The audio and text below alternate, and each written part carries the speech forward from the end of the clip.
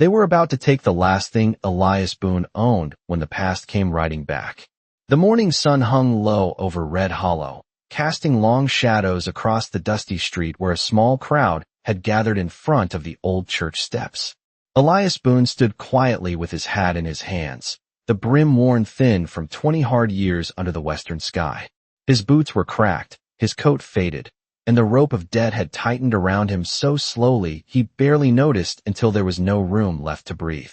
Sheriff Virgil Crowe unfolded a paper and cleared his throat, reading in a voice that tried to sound official but carried the impatience of a man eager to be done with the business. The ranch belonging to Elias Boone, 40 acres of dry pasture and one leaning barn, would be transferred to Silas Vane by sundown if payment was not made. Folks shifted in the dust, some pretending sympathy, others watching with the quiet curiosity small towns reserve for another man's fall. Silas Vane stood near the front, polished boots planted firm, his silver watch chain glinting in the morning light as if time itself favored him. He had waited years for this land, years for the old rancher to finally run out of luck. Elias said nothing. He simply looked past the crowd toward the open valley where the prairie rolled wide and empty for miles. That land had raised him, tested him, and buried every dream he once carried.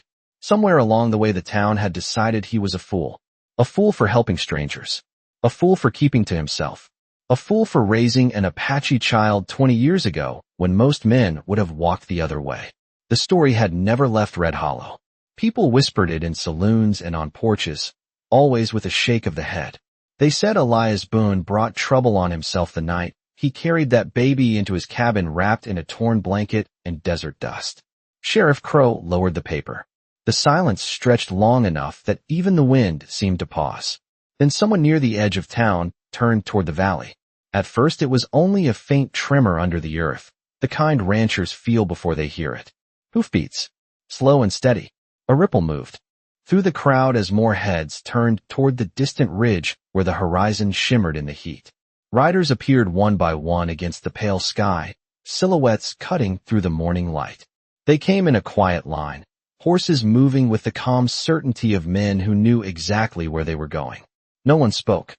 Dust rolled down the valley road like a curtain being pulled back on a long-forgotten story. The riders stopped just outside town. One man stepped down from his horse, tall, straight-backed, calm in a way that made even Sheriff Crowe hesitate. He walked through the silent crowd until he stood only a few feet from the old rancher. Elias Boone lifted his eyes slowly, studying the stranger's face as if searching through 20 years of memory. The man looked at him for a long moment before speaking a single quiet sentence.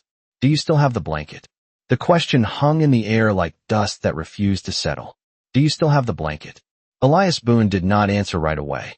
His eyes searched the young man's face, tracing the lines of a stranger who somehow felt familiar, like a song half remembered from another lifetime. Around them, the entire town of Red Hollow held its breath.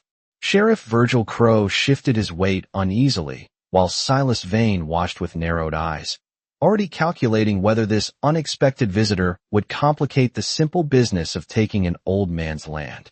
Elias finally moved. Slowly, carefully. He reached inside the worn coat he had carried through 20 winters and pulled out a small bundle of faded cloth folded so many times the fabric had softened like paper.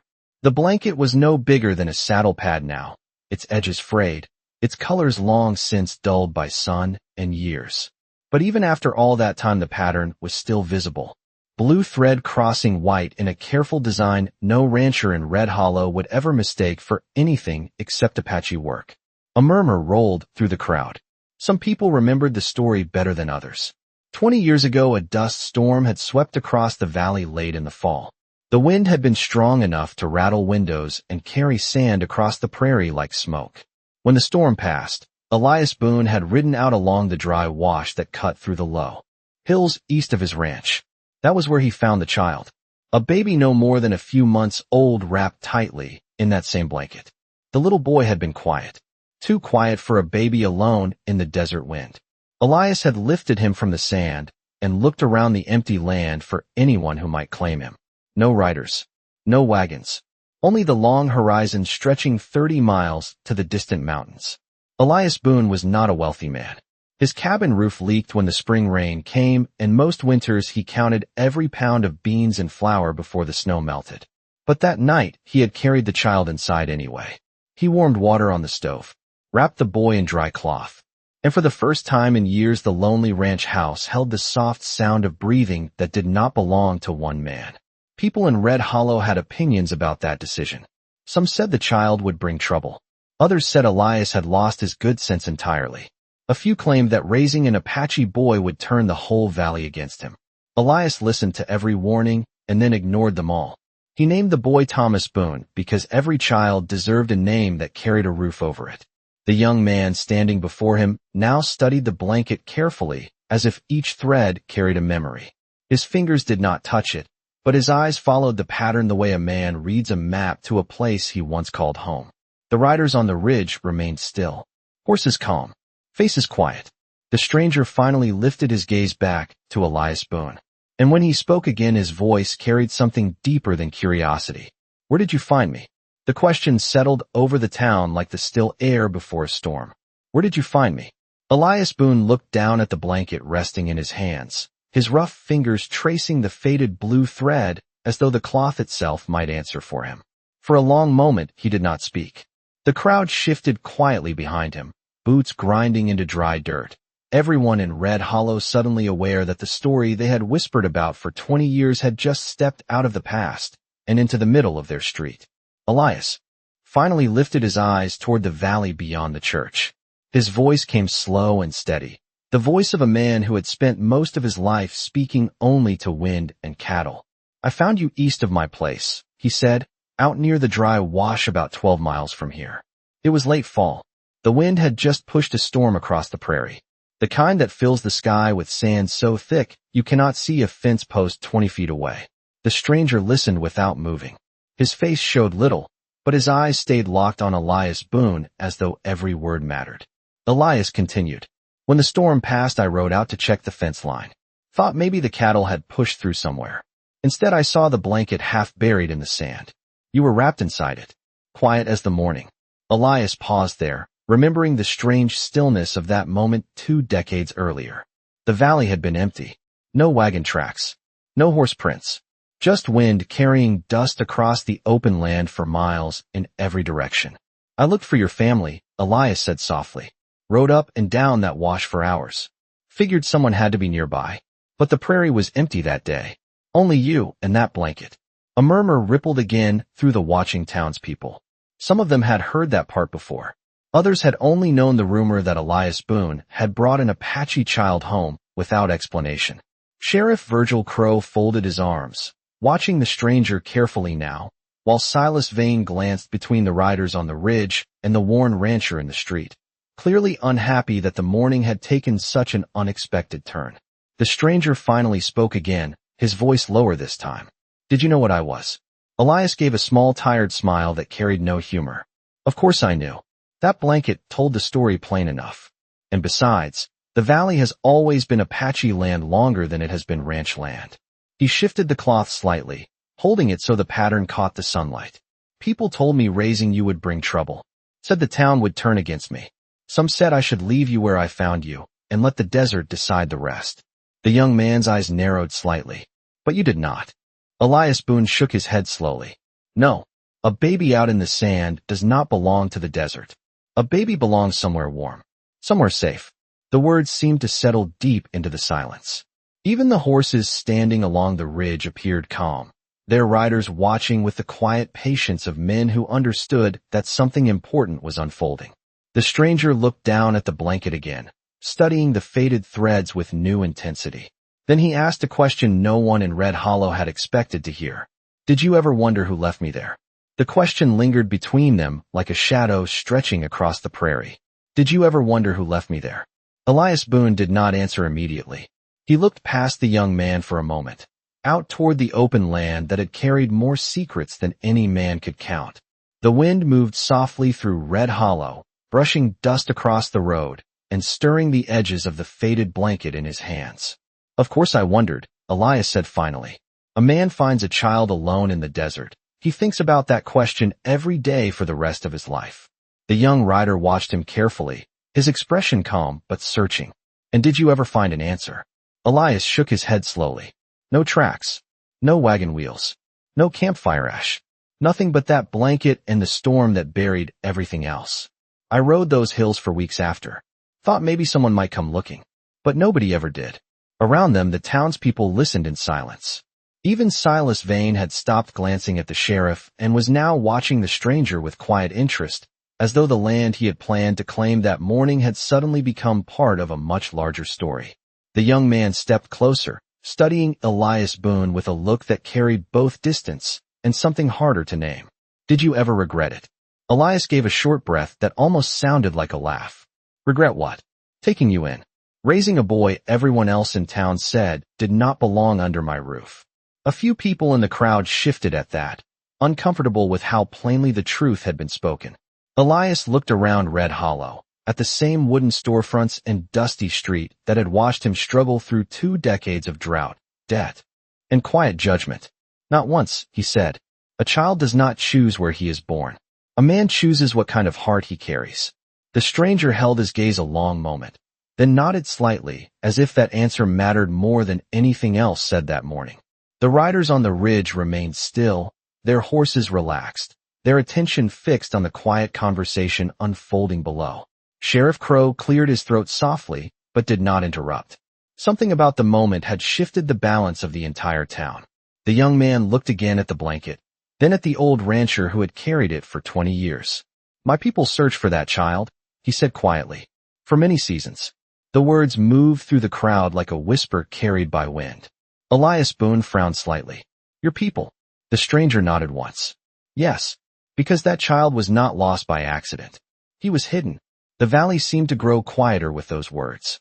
Elias studied the young man more closely now, noticing the calm authority in the way he stood, the way the riders on the ridge watched him with the silent respect given only to someone important. Hidden, Elias repeated slowly. From who? The young rider's eyes shifted briefly toward the distant hills, then back to the old rancher. That is a long story, he said. But it begins with the woman who wrapped me in that blanket and trusted the desert to carry me somewhere safe. He paused there, letting the silence stretch once more across the dusty street of Red Hollow. Then he spoke again, his voice steady and clear enough for everyone to hear. And the truth about that woman is the reason my people rode 50 miles to find the man who raised her son. The words settled over Red Hollow like the slow fall of evening dust.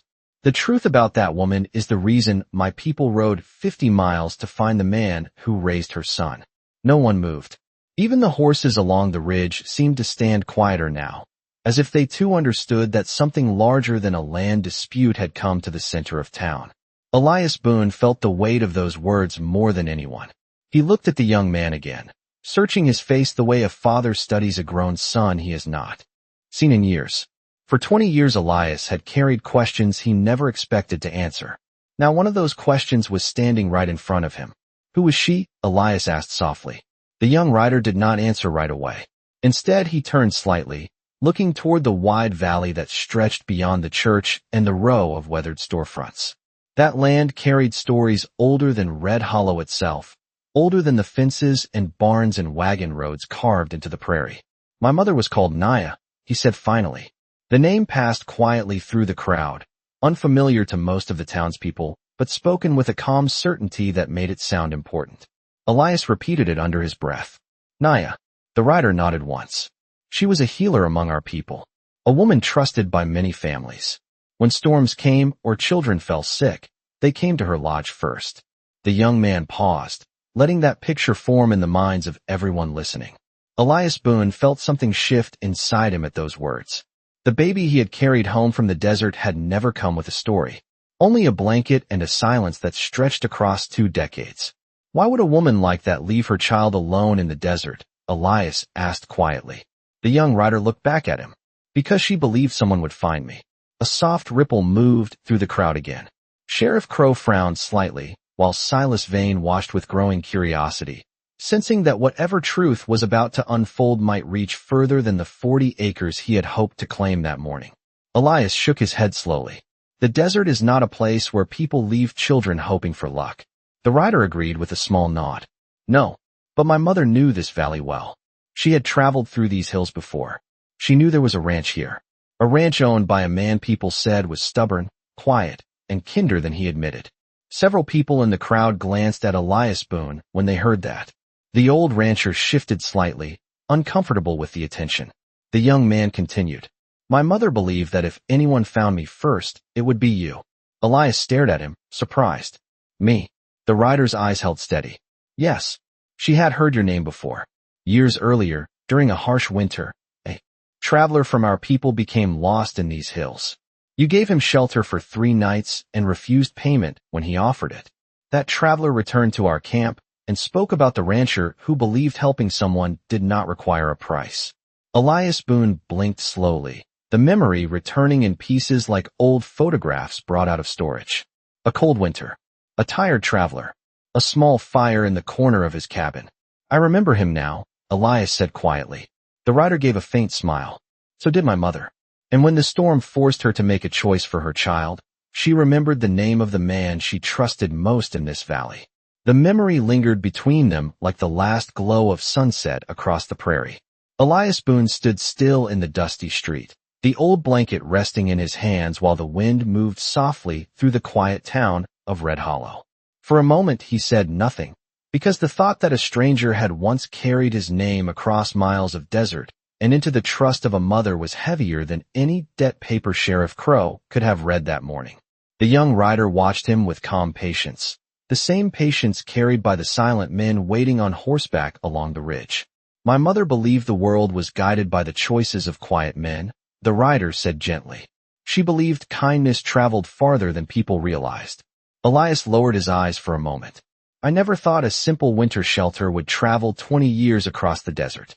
The young man nodded. My people remember such things. In our camps, stories are carried longer than roads. When I was old enough to listen, the elders told me the story of the rancher in the valley who shared his fire without asking a man's name first. The townspeople listened with growing attention now, because the mourning that had begun with the taking of a ranch had slowly turned into something none of them expected. Silas Vane stood stiffly near the church steps, his polished boots dusty now from the shifting crowd, while Sheriff Crow watched the riders carefully, as if measuring the weight of every word spoken in the street. Elias finally looked up again. If your mother trusted me so much, he said quietly, why did no one come to claim you after the storm passed? The young rider drew a slow breath before answering. Because the storm was only the beginning of that story. His eyes moved briefly toward the distant hills where the valley narrowed into long stretches of pale desert rock. After she hid me, my mother and several others continued traveling west toward our main camp. They believed the storm would erase their trail and keep me safe until they returned. But the storm carried them farther than expected. The rider paused, choosing his words carefully. When the weather cleared, they could not find the wash again. The desert changes quickly after a storm. Tracks vanish. Landmarks shift. My mother searched for many days, but the valley has many miles of sand and dry riverbeds. Eventually the elders believed the child was gone forever. Elias Boone felt a quiet ache in his chest hearing those words. For 20 years he had wondered about the people who once held the small boy he raised. Now he understood that somewhere far beyond Red Hollow there had been another campfire where a mother mourned the child she believed the desert had taken. The rider continued. When I became a young man, the elders told me the full story. They also told me something else. Elias looked at him. What was that? The rider stepped closer, the sunlight touching the pattern of the blanket again. They told me that if I ever wished to know the truth of my life, I must search the valley where the storm once buried a child. Because somewhere in that valley lived the man my mother trusted more than fate itself.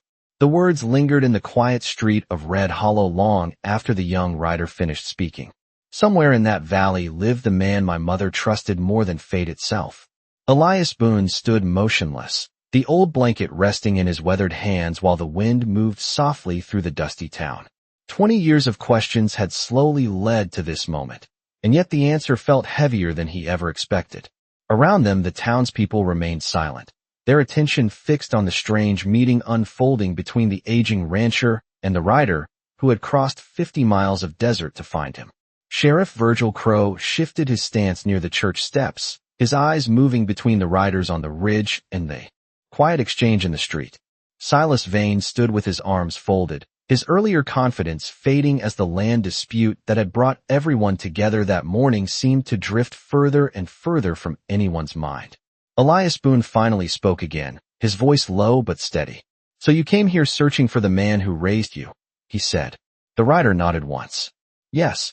For many seasons I listened to the elders speak about the valley and the rancher who lived beside it. When I became old enough to travel far from our camp, I followed the path of those stories until they led me here." His eyes rested on Elias with calm certainty. "I had to see if the man my mother trusted was real." A faint breath passed through the crowd. Elias looked down at the blanket again, then slowly folded it with the careful habit of someone who had protected it for decades. "You found him," he said quietly. The young rider studied him for a moment before answering. "Yes, I found him, but that was only part of the reason we came." The words stirred curiosity among the townspeople, and even Sheriff Crow leaned slightly forward as if the next sentence might finally explain why an entire group of riders had appeared at the edge of Red Hollow that morning. Elias raised his eyes again. "There is another reason." The rider turned briefly toward the men waiting on horseback along the ridge. They remained calm and still, watching the town below with patient attention. Then he looked back at the rancher who had carried him out of the desert as a baby. "When my people learned I had found the valley, they said there was something I must do before I returned home." Elias waited. The young rider continued. "The elders said a debt carried across 20 years must be answered with honor." That word seemed to echo quietly through the dusty street. Elias Boone frowned slightly. "Debt?" The rider nodded. "My mother believed you saved more than the life of a child that night. She believed you protected a future she could not see. For many years my people wondered what became of the man who carried that burden for us. Now they wish to see him with their own eyes." The young rider stepped aside slightly, allowing the town to see the silent line of riders more clearly on the ridge. "They came with me not for conflict," he said calmly, "but to witness something my mother promised would happen one day." Elias Boone studied the group of distant riders and then looked back at the young man standing before him. "And what did she promise?" The rider's expression softened just enough to reveal the truth he had carried across the desert. "She promised that one day the man who saved her son would no longer stand alone in this valley." The promise lingered in the air of Red Hollow like the final echo of a church bell carried across the valley. She promised that one day the man who saved her son would no longer stand alone in this valley. Elias Boone felt those words settle deep in his chest, heavier than any debt notice Sheriff Crow had brought that morning. For a long moment he said nothing. The town around him remained quiet, the dusty street holding its breath as though the prairie itself was listening. Elias looked slowly toward the ridge where the riders waited. There were many of them now that he truly counted. Not 3, not 5. Nearly 20 horses standing calm against the pale horizon, their riders watching with steady patience. The young man followed his gaze. "They came because my people wished to keep the promise my mother made before the storm carried her away from this valley." Sheriff Crow finally stepped forward, clearing his throat as if trying to reclaim the authority that had quietly slipped from his hands. "What kind of promise brings 20 riders across 50 miles of desert?" he asked cautiously. The young rider turned toward him with calm respect. "A promise of gratitude." The sheriff seemed uncertain how to respond to that. Gratitude was not something Red Hollow had expected to witness that morning. Silas Vane shifted beside the church steps, the folded property document still clutched in his hand, but even he sensed that the paper now carried far less power than it had an hour earlier. Elias Boone looked back at the young man. "You rode all this way just to say thank you." The rider smiled faintly. "Saying thank you would have been easy, but my mother believed that a true debt should be answered with more than words." He turned again toward the ridge and lifted his hand. Slightly. At that small signal, several riders guided their horses slowly down the slope toward the town. The sound of hooves against the packed dirt road rolled softly through Red Hollow as the men approached. Each rider carried small bundles tied carefully behind their saddles. The townspeople stepped back to make room, watching with cautious curiosity. When the riders reached the center of the street, they dismounted one by one and began setting the bundles on the ground beside Elias Boone. The old rancher stared at them in confusion. "What is all this?" The young man answered gently. "Seeds for planting, tools for repairing fences, grain for winter feed, supplies enough to keep a ranch standing through many hard seasons." The townspeople murmured quietly as the small pile grew larger with each bundle placed in the dust. Elias Boone looked down at the supplies, then back at the young man who had once been the quiet baby wrapped in his blanket. "I did not raise you expecting any of this," Elias said softly. The rider nodded. "We know. That is exactly why my people believed you deserved it." Elias looked around the street where the town had gathered to watch him lose everything that morning. Now those same faces were watching something none of them had expected. The young rider stepped closer and spoke quietly, so only Elias could hear the final truth. "My mother also made one more promise before she hid me in the storm." Elias lifted his eyes. "What promise was that?" The rider's voice carried the calm certainty of a story finally completed. "She promised that the man who saved her child would one day be known by our people as family." The word family settled into the dusty street, like a quiet promise carried across the years. Elias Boone stood there with the old blanket in his hands, looking at the young man who had once been the silent baby he carried home from the desert storm. For a long moment the rancher said nothing. The supplies stacked around his boots, the riders standing nearby, and the entire town of Red Hollow watching from the edges of the street felt almost unreal to him. 20 years earlier, he had simply followed the one rule his heart understood. A child alone in the desert should not be left there. Now that small decision had traveled farther than he ever imagined. Elias finally lifted his eyes to the young rider. "Family," he repeated quietly. The young man nodded with calm certainty. "Among my people, family is not decided only by blood. It is decided by the choices that keep another life safe. That is what my mother believed." The wind moved softly across the valley as the riders stood beside their horses, patient and respectful. Sheriff Virgil Crow looked down at the folded paper still resting in his hand. The order to take Elias Boone's land suddenly seemed small compared to what the town had just witnessed. Slowly the sheriff lowered the document and folded it away. Silas Vane watched the supplies stacked beside the rancher and then looked toward the ridge where the remaining riders waited. For the first time that morning, he said nothing. Elias Boone glanced at the supplies again, still unsure how to accept something he had never expected to receive. "I only did what any decent man should do," he said quietly. The young rider shook his head. "Many men say that. Few actually do it." He stepped closer and gently placed his hand on the old blanket that Elias had carried for 2 decades.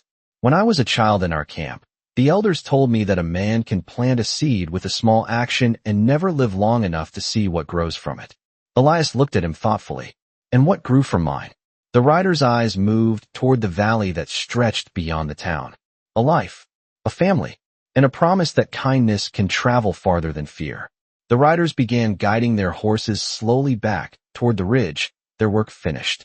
The supplies remained in the street beside the rancher who had once thought he would lose everything that morning. Elias Boone watched them go, the weight in his chest slowly lifting like fog leaving the prairie after sunrise. Before the young rider turned to follow them, he paused beside the old rancher one last time. "My name among my people is Taza Nantan," he said quietly, "but the name you gave me will always belong to me as well." Elias Boone nodded slowly, understanding more than the words themselves carried. As the riders disappeared over the ridge and the valley returned to its familiar quiet, the townspeople of Red Hollow finally understood the truth that had been hidden inside a storm 20 years earlier. The poorest rancher in the valley had raised something far greater than a child. He had raised a promise that would one day ride back across the desert and stand beside him.